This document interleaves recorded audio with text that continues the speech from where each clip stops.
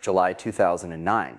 One reason programmers dislike meetings so much is that they're on a different type of schedule from other people. Meetings cost them more. There are two types of schedule, which I'll call the manager's schedule and the maker's schedule. The manager's schedule is for bosses. It's embodied in the traditional appointment book, with each day cut into 1-hour intervals. You can block off several hours for a single task if you need to, but by default you change what you're doing every hour. When you use time that way, it's merely a practical problem to meet with someone. Find an open slot in your schedule, book them, and you're done. Most powerful people are on the manager's schedule. It's the schedule of command. But there's another way of using time that's common among people who make things like programmers and writers. They generally prefer to use time in units of half a day at least. You can't write or program well in units of an hour. That's barely enough time to sort of get started. When you're operating on the maker's schedule, meetings are a disaster. A single meeting can blow a whole afternoon by breaking it into 2 pieces each too small to do anything hard in. Plus, you have to remember to go to the meeting. That's no problem for someone on the manager's schedule. There's always something coming on the next hour. The only question is what. But when someone on the maker's schedule has a meeting, they have to think about it. For someone on the maker's schedule, having a meeting is like throwing an exception. It doesn't merely cause you to switch from one task to another, it changes the mode in which you work. I find one meeting can sort of sometimes affect a whole day. Meeting commonly blows at least half a day by breaking up a morning or afternoon. But in addition, there's sometimes a cascading effect. If I know the afternoon is going to be broken up, I'm slightly less likely to start something ambitious in the morning. I know this may sound sort of oversensitive, but if you're a maker, think of your own case. Don't your spirits rise at the thought of having an entire day free to work with no appointments at all? Well, that means your spirits are correspondingly depressed when you don't, and ambitious projects are by definition close to the limits of your capacity. A small decrease in morale is enough to kill them off. Each type of schedule works fine by itself. Problems arise when they meet. Since most powerful people operate on the manager's schedule, they're in a position to make everyone resonate at their frequency if they want to. But the smarter ones restrain themselves if they know that some of the people working for them need long chunks of time to work in. Our case is an unusual one. Nearly all investors, including all VCs I know, operate on the manager's schedule. But Y Combinator runs on the maker's schedule.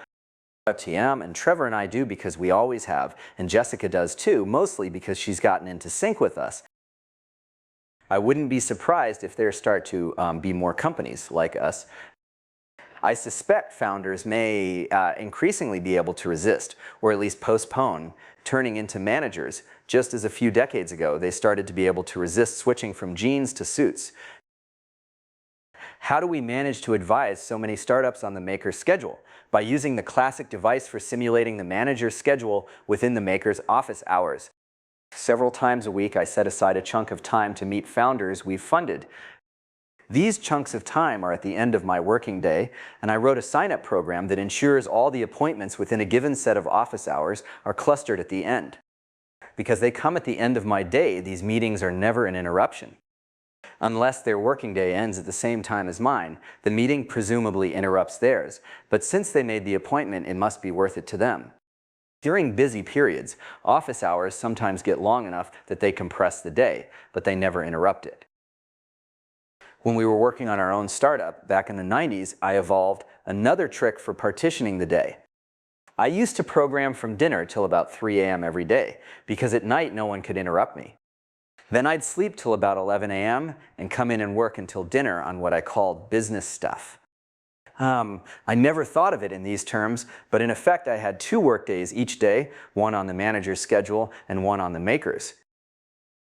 When you're operating on the manager's schedule, you can do something you'd never want to do on the maker's. You can have speculative meetings. You can meet someone just to get to know one another. If you have an empty slot in your schedule, why not? Maybe it will turn out you can help one another in some way. Business people in Silicon Valley, and the whole world for that matter, have speculative meetings all the time. They are effectively free if you're on the manager's schedule. They're so common that there's distinctive language for proposing them, saying that you want to grab coffee, for example. Speculative meetings are terribly costly if you're on the maker's schedule, though, which puts us in something of a bind. Everyone assumes that, like other investors, we run on the manager's schedule. So they introduce us to someone they think we ought to meet or send us an email proposing we grab coffee. At this point, we have two options, neither of them good. We can meet with them and lose half a day's work, or we can try to avoid meeting them and probably offend them. Till recently, we weren't clear in our own minds about the source of the problem. We just took it for granted that we had to either blow our schedules or offend people. But now that I've realized what's going on, perhaps there's a third option to write something explaining the two types of schedule. Maybe eventually, if the conflict between the manager's schedule and the maker's schedule starts to be more widely understood, it will become less of a problem. Those of us on the maker's schedule are willing to compromise. We know we have to have some number of meetings. All we ask from those on the manager's schedule is that they understand the cost.